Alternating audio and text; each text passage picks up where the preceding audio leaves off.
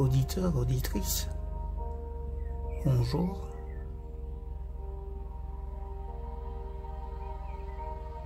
Le thème de ce mois-ci,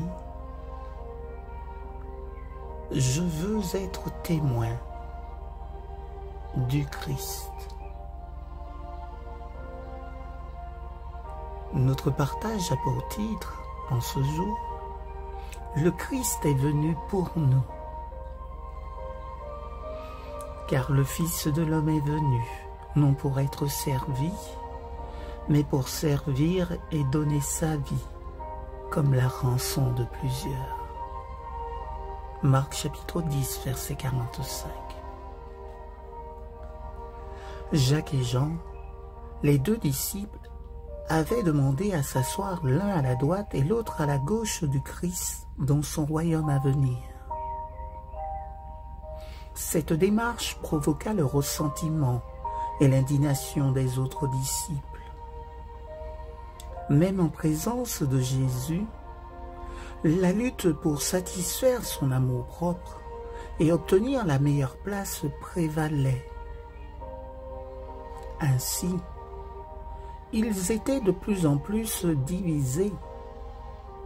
Dès que nous portons les regards sur nous-mêmes et faisons de la place pour l'égoïsme et l'orgueil, les autres s'indignent, s'irritent.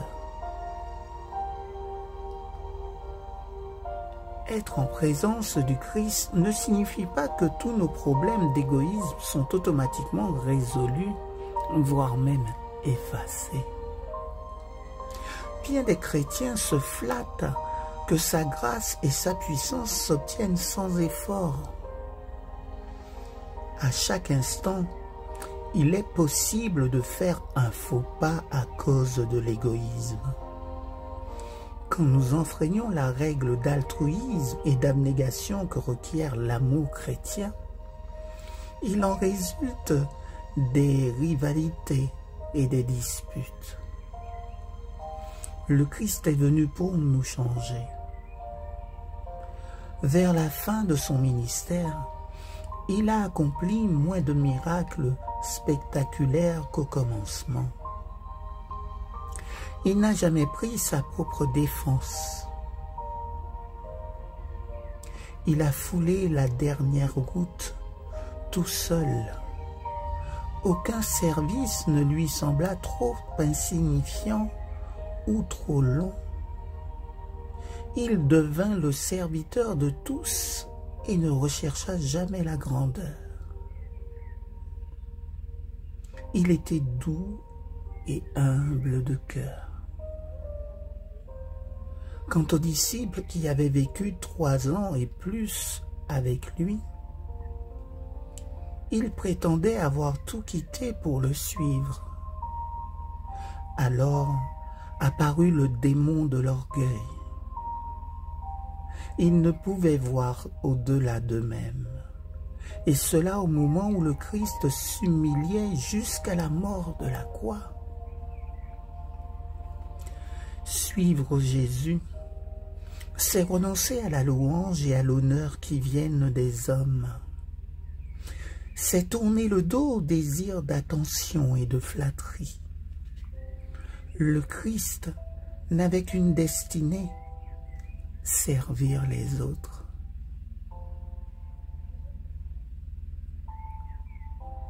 Il parle à ceux qui sont prisonniers du moi. Si nous avons de nous-mêmes une plus haute estime qu'il ne faudrait, nous avons besoin d'étudier ce texte. Il ne nous délivre pas automatiquement de l'orgueil et de l'égoïsme. C'est seulement quand nous prenons la même route que lui et que nous mourons à notre propre volonté, quand nous ne recherchons pas l'aide des hommes, mais que nous abandonnons notre prétention à la supériorité et à l'importance, c'est seulement alors que nous devenons comme lui. rendons témoignage non à nous-mêmes, mais à Jésus-Christ notre Seigneur.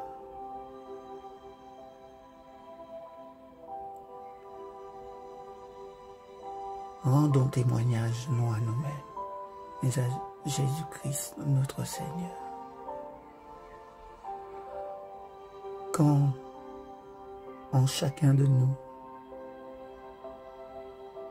nous qui représentons sa demeure, le lieu où il désire habiter, tabernacler, se sanctuariser, il s'agit là de ton cœur, le mien. Quand dans notre cœur, nous le ferons tous, alors nous ébranlerons le monde. Que Dieu puisse nous aider à parvenir à mettre à mort et débusquer le démon de l'orgueil et de l'égoïsme partout où il se cache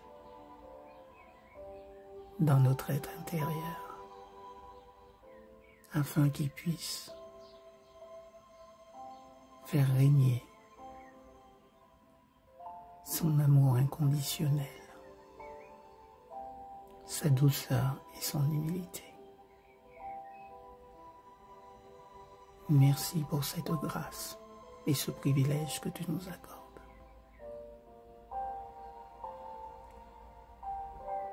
En ton nom, Seigneur, nous t'avons